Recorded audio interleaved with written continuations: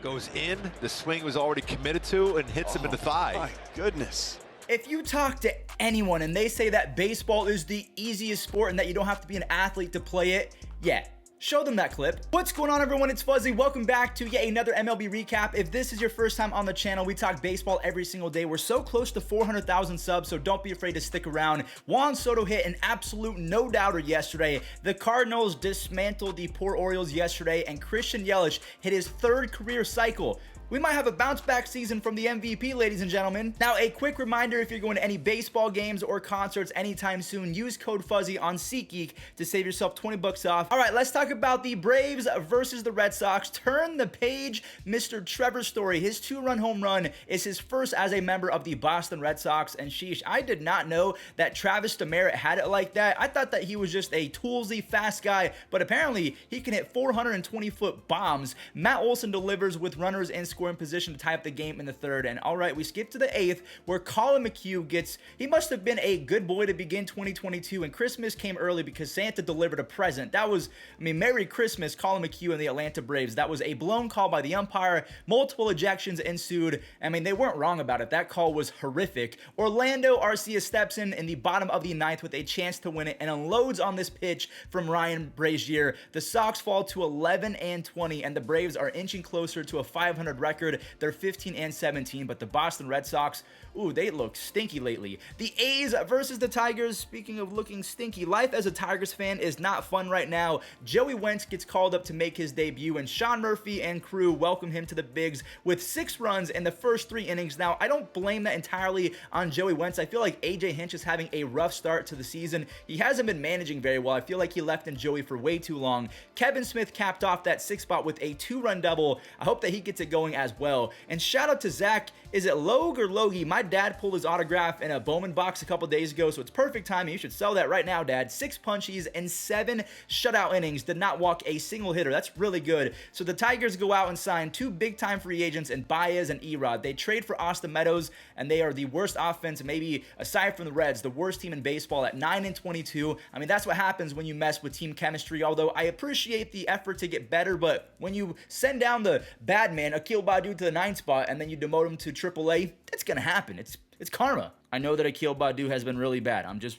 memeing, okay? I don't know if it was yesterday or the day before, but I came out and called out Whit Merrifield. I said that he has been the worst hitter in baseball, and of course, my call-outs always work. They have an inverse effect where if I call them out, they instantly start raking. So if you have any player that needs to be called out, let me know. So he hits a home run, and then Bobby Witt Jr. can hopefully use this to stay hot. That's a 2-run double. Thus far, he has 8 extra base hits, 10 RBIs, 5 stolen bases, but in this case, a very not so nice 69 OPS plus. He's playing solid defense, so hopefully the offense continues to pick up as the season progresses. The Royals bullpen approach works to perfection as they hold the Rangers to just 1 run in the first 6 innings. Bobby has another RBI on a ground out in the 7th, or maybe it was a fielder's choice, and then Rivera clears the bases in the 9th. That was a pinch hit triple for Emmanuel Rivera. He ends up scoring on an error from Texas. And speaking of Texas, real quick, I want to show Seager's home run. He's 3 for his last 18, so he's hitting 167, but he has a 917 OPS because of those 3 home runs and maybe a few extra base hits. So the Royals win easy 8-2. The Rays and the Angels, we have a fun game. It was a close game. Shane McClanahan faces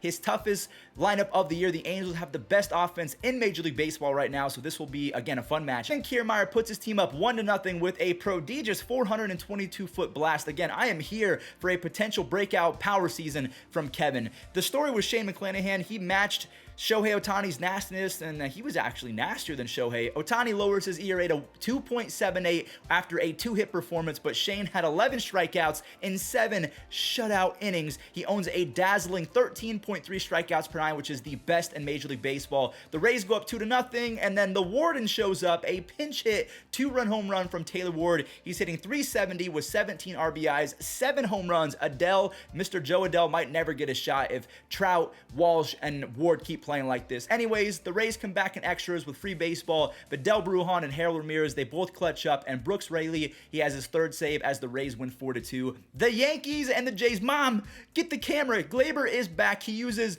the short porch in center right field. That is 5 home runs on the year, which if you don't remember, it took him about 85 to 90 games to hit 5 a season ago. Taillon kept the Blue Jays offense in check and even collected some free firewood after Vladimir Guerrero Jr. snapped a bat over his knee. Mom, do you still have that camera? Gleyber Torres knocks in all 5 runs for the Bronx Bombers. He now has 5 home runs, 18 RBIs, nearing a 110 OPS plus, and I mean, he's playing very good defense. 4 DRS at second base. He has been amazing over there. The Yankees have a chance to have 5 or 6 guys with 20 home runs, 80 RBIs, and a 100 OPS plus. That team is so good. And if you're not good at math, that means the Yankees swept the Blue Jays. So they're now 22-8 and 4 games ahead of the Rays for first place. All right, this game was easy. Let's talk about it. Juan Yepes belts his first home run at Busch Stadium, and the rookies kept carrying as Brendan Donovan ropes a 2 RBI double in the bottom half of the second. The Cardinals, they get greedy though, and they pop off for 4 runs in the fourth after Tommy Edman, Goldie, and Nolan Arenado all decided it would be nice to embarrass Sammy Watkins and company.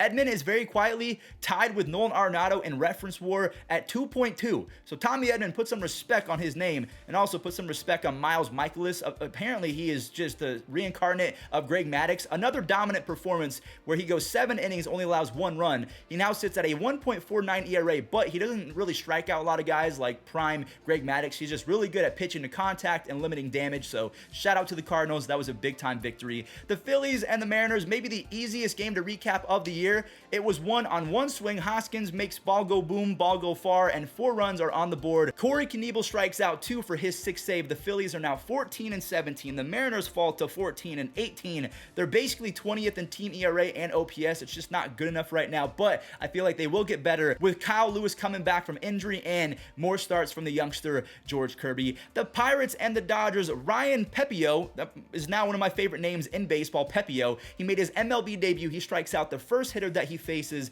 He's taken out after 3 innings where he didn't give up a single run, but he had 5 walks in those 3 innings. The Pittsburgh staff held up. They just needed some offense, and they get it in the 6th. Jack Sawinski hits 1, and Van Meter, they both homer to give the Pirates a chance at winning a series versus the Dodgers. It got a whole lot harder in the 7th where Edwin Rios doubles to score, everyone tying it at 3 runs apiece, but Vogelback put the team on his back. This one nearly goes 410 feet, and David Bednar continues his sensational 2022 season. 5 saves and a 1.58 ERA as Pittsburgh, again, they take the series. Now, staying with the Dodgers, 7 years ago today, we're going to insert some this day in MLB history. Giancarlo Stanton completely left Dodger Stadium. I can't believe that was 7 years ago.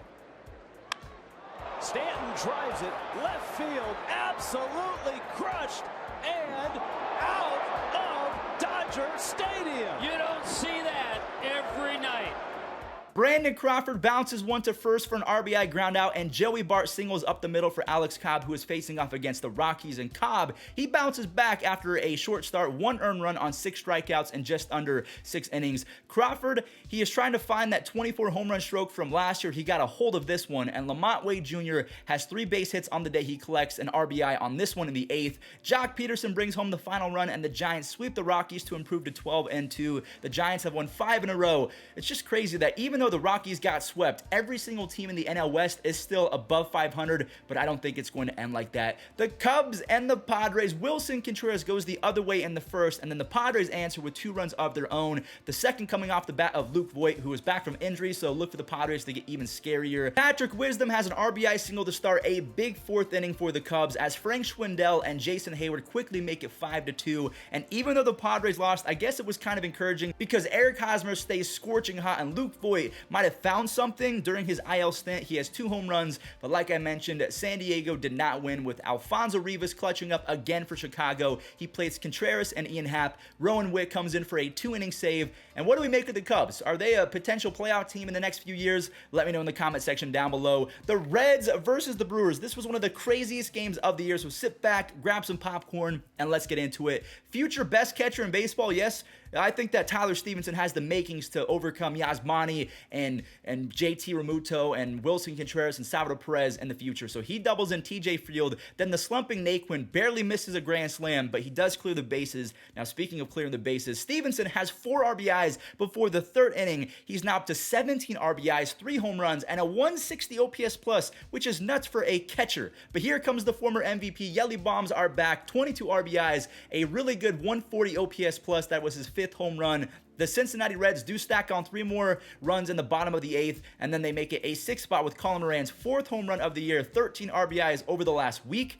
Good Lord. Now, this game gets out of hand, but the Brewers get a small little W because Yelich notches his 3rd career cycle, an easy triple down the right field line. All 3 of his triples have come against the Cincinnati Reds. Milwaukee tries to make it close, but they fall to the 7-24 Cincinnati Reds. The Marlins and the Diamondbacks. Joey Wendell looks like a player straight from the 1920s, so he uses that old school approach to belt a 370-foot home run. Stahlin adds another one with a single to score Brian De La Cruz. And even though the Diamondbacks got smacked around, I want to show Alec Thomas's first home run. He is going to be really, really good. And a reminder, the Diamondbacks have drafted really well with Corbin Carroll and Jordan Lawler in the pipeline. Now, that was a gift from Sandy Alcantara because Alcantara was out of his mind. 2 hits in 7 innings, punched out 6 of them snakes. It's 3-1 for Miami going into the 8th, where a lefty comes in for relief. And what did I say yesterday? Jordan Luplow demolishes lefties. He does it again, but it's okay because Miami grabs the lead back on a Stallings RBI triple, and Jazz Chisholm, 6 home runs, 24 RBIs, 6 stolen bases, the most exciting player in baseball right now, debate-a-wall. The Marlins are not done feasting. They grab another, and then Mini Miggy, I feel like Aviso Garcia and Miguel Cabrera are basically big brother and little brother. They look so much alike. He demolishes that one 440 feet. The Marlins do lose the series, though. And then last but not least, the Mets game turned into a scene straight out of Ratatouille. It was a Pixar film because a rat went onto the field, and then they called it the Rally Rat. It worked for the Mets, and then it kind of faded because Juan Soto answers that 2-run home run from Pete Alonso with a shot of his own. That's really nice to see because Juan Soto is struggling, which is crazy because he has a 158 OPS plus and that's 7 home runs. So even when he's not at his best, he is still one of the best and most fearsome hitters in baseball. And if you're asking me who is the safest bet in card collecting right now, I'm going to go with Juan Soto. And it looks like the Rally Rat was actually for the Nationals because that home run from Soto kickstart a 5-run first inning. You want more? Okay, here you go. The boomstick. Nelson's 3-run shot is his 4th of the year. And I hate to rain on the parade, but he only has a 67 OPS plus. And this is after not being that great for the Rays. He was good with the power, but getting on base for pretty much a half season, he hasn't been the best, so maybe Father Time is finally catching up to the 41-year-old phenom. But that does it for today's recap. Thank you all so much for watching. Again, we are inching closer to 400,000 subs. Hopefully we can get there. And to end today's video, enjoy the rest of the web gems from yesterday. Hayward skies that one to right field. Myers back on the track at the wall, leaps, and he made the catch. To left field and hit pretty well. Alvarez looks up and makes the catch. A start like last night for him. Stroked into left field. Verdugo will dive and make the play. Measured that perfectly. Caught for the second out. Diego climbing the ladder. Wow. Yeah, that's at the end of the glove, too. Broke his bat, right field, charging in. And a nice grab by Ortega.